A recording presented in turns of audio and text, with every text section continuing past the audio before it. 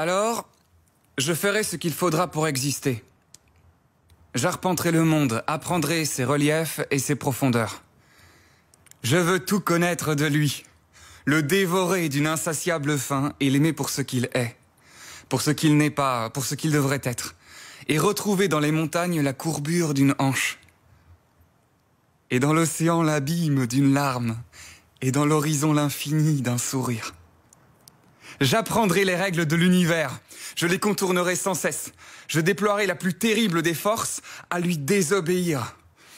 Je le forcerai à concéder, à faire naître des étoiles nouvelles, et comme le prisme fait naître de la lumière blanche les couleurs primaires, mon cœur fera surgir de silence le bruit, le cri terrible et indomptable de l'homme.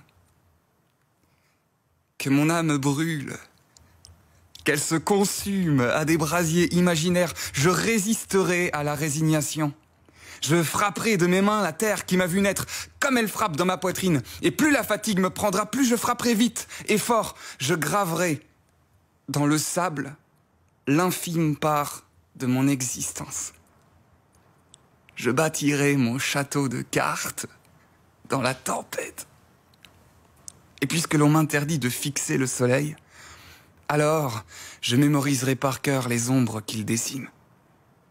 J'apprivoiserai le ciel, je dompterai les astres, je tendrai un hamac entre le jour et la nuit, et selon que je me couche, il ne fera pour moi jamais sombre ou jamais clair. Je serai enfant du lever et enfant du coucher.